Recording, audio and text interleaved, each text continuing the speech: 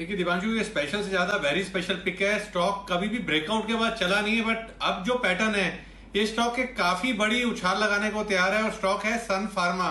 सन pharma पे एक overweight खरीदारी की राय है। एक नेकलाइन टूटी हुई है। वीकली चार्ट्स पे देखें तो एक राउंडिंग बॉटम पैटर्न फॉर्मेशन बन रहा है। 30 तारीख को नतीजे हैं और नतीजों से पहले पैटर्न बढ़िया है। काफी समय से स्टॉक चला नहीं है, तो जिस तरीके का चार्ट पैटर्न है, ऐसा लग रहा है कि एक बड़ा वाला अपमूव यहां देखने को मिलेगा। ओवर टू कुणाल जी।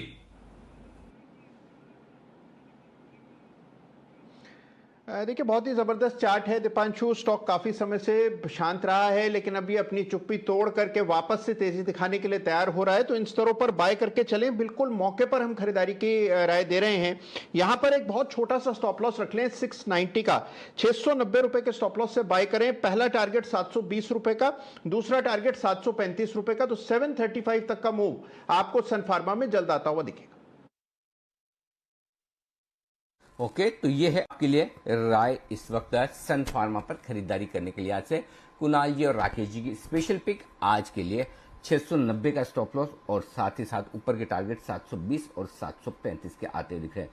आइए आते हुए दिख रही एक बड़ी खबर, और ये बड़ी खबर जुड़ी हुई विनिवेश से। हमारे संवाददाता चेतन भूटानी हमारे साथ इस वक्त कार्यक्रम में हो रहे हैं शामिल, जिनके पास है ये बड़ी खबर। चेतन, बताइए क्या है खबर, किन शेयरों को लेकर, किन कंपनियों को लेकर है खबर? सर देखिए, हम काफी टाइम से सुन रहे थे इंडियन ओवरसीज बैंक और सेंट्रल बैंक ऑफ इंडिया के प्राइवेटाइजेशन पे काफी डेवलपमेंट्स पिछले महीने जून के अंत के दिनों में हुई थी। लेकिन आज जो हम खबर ब्रेक करने जा रहे हैं जी बिजनेस पे, ये एक बहुत महत्वपूर्ण खबर है इंडियन ओवरसीज बैंक और सेंट्रल बैंक ऑफ इंडिया के प्राइवेटाइजेशन पे। कल शाम को 5:30 बजे लगभग finance minister Nirmala Sitharaman, road transport minister Nitin Gadkari, railway minister Ashwini Vaishnaw और कोल मिनिस्टर भी मिले थे। एक ग्रुप ऑफ मिनिस्टर्स हैं, ये ऑल्टरनेटिव मैकेनिज्म पे जो 2019 में यूनियन कैबिनेट ने अप्रूव किया था और स्ट्रेटेजिक डिसइन्वेस्टमेंट। तो ये जो ग्रुप है सर, ये डिसाइड करता है कि क्या स्टेक सेल कब होना चाहिए, कैसे होना चाहिए और किस तरीके से स्ट्रेटेजिक स्टेक सेल आगे बढ़ना चाहिए। अब हमारे जो टॉप गवर्नमेंट सोर्सेज हैं, हमको इस टाइम पे वो बता रहे हैं कि जो इसकी टाइमलाइन है, किस तरीके से प्राइवेटाइजेशन किया जाएगा इन दोनों बैंक्स का, किस तरीके से बायर्स के लिए बोली लगाने का प्रबंध किया जाएगा, क्या क्या मॉडलिटीज फिक्स करी जाएंगी, किन किन को ट्रांजैक्शन एडवाइजर्स के तौर पे बुलाया जाएगा।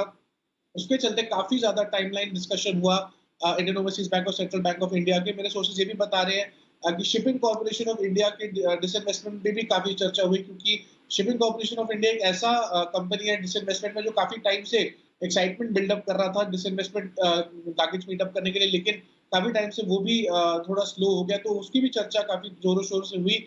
और थर्डली मेरे सोर्सेज मुझे ये बता रहे हैं कि क्योंकि एडमिनिस्ट्रेटिव मिनिस्ट्रीज जो है उसमें रेलवेज और कोल भी जो शामिल थी, तो कोल और रेलवे सेक्टर्स के पीएसयूज भी इसमें डिस्कशन में आए और उसकी भी डिसइन्वेस्टमेंट अगर कुछ पॉसिबिलिटी फ्यूचर में हो सकती है या फिर नहीं हो सकती, उस पर भी एक रफ चर्चा करी गई। लेकिन डेफिनेटली आने वाले समय में हम देख सकते हैं कि Indian overseas bank, central bank of India के प्राइवेटाइजेशन पे सरकार ऐलान कुछ कर सकती है या फिर उसके लिए तो बड़ा कदम और उठा सकते। तो चेतन, जो आप एक्सक्लूसिव खबर दे रहे हैं उसमें एक दो सवाल मेरे जो निकल कर आ रहे हैं, मैं एक एक करके आपसे पूछता हूं। पहली चीज तो ये कि क्या इस बैठक के बाद अब ये मान लिया जाए कि जो 3 या 4 बैंकों के नाम चल रहे थे कि उनमें से 2 बैंक सरकार निजीकरण करेगी, करेक्ट, प्राइवेटाइज करेगी, तो उन 2 बैंकों को लेकर हमेशा अंदाज थे और उस अंदाज में 2 बैंकों के नाम सबसे आगे आते थे, सेंट्रल बैंक और आईओबी। तो पहला सवाल तो मेरा ये कि क्या अब ये मान लिया जाए कि सेंट्रल बैंक और आईओबी ही वो 2 सरकारी बैंक ऐसे हैं जो प्राइवेटाइज किए जाएंगे, ये पक्का है? सर लगभग पक्का है, क्योंकि जब ये ऑल्टरनेटिव मैकेनिज्म मिलता है, वो एक सेमीफाइनल स्टेप होता है यूनियन कैबिनेट में जाने का। क्योंकि मैं 2 मिनट में फटाफट अपने दर्शकों को बता दूं तो होता क्या है कि कोर ग्रुप ऑफ सेक्रेटरीज सबसे पहले मिलते हैं डिसाइड करने के लिए, नीति आयोग के रिकमेंडेशंस को लेते हैं। दूसरा स्टेप जो सेमीफाइनल स्टेप होता है सर, वो होता है ऑल्टरनेटिव मैकेनिज्म का मिलना। ऑल्टरनेटिव मैकेनिज्म जब उसमें मोहर लगा देते हैं तो वो यूनियन कैबिनेट के अप्रूवल के लिए जाता है। तो हम ये समझ सकते हैं कि इंडियन ओवरसीज बैंक और सेंट्रल बैंक ऑफ इंडिया लगभग नाम फाइनलाइज कर दिए गए हैं और उसमें डिस्कशन हुई है। तो मुझे तो यही लगता है फिलहाल के लिए, और मेरे सोर्सेज भी ये बता रहे हैं कि इन दोनों नाम पे मोहर जल्द लग सकती है।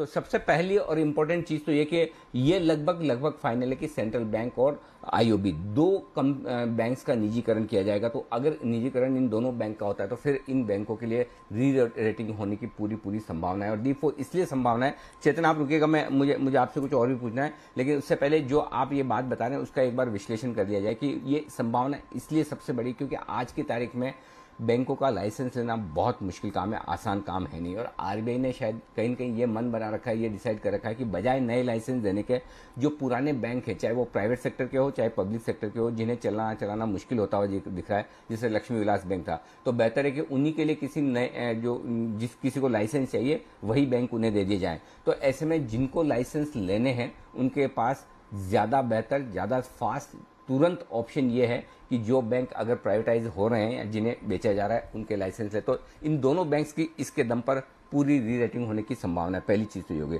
अब दूसरी बात, ये जो कल मीटिंग हुई, इस मीटिंग में क्या खास बात हुई है? चूंकि आप कह रहे हैं कि काफी बड़े मिनिस्टर थे, वित्त मंत्री खुद थी, नितिन गडकरी साहब थे, रेलवे मिनिस्टर थे, कोयला मिनिस्टर थे, तो इसको लेकर क्या खास चर्चा हुई है कि क्या आगे स्ट्रेटेजी इस दोनों बैंक को लेकर? सर 2019 में यूनियन कैबिनेट, जो cabinet committee on economic affairs है, उन्होंने डिसइन्वेस्टमेंट को फास्ट ट्रैक करने के लिए ये कमेटी बनाई थी, जिसको ऑल्टरनेटिव मैकेनिज्म का नाम दिया गया था।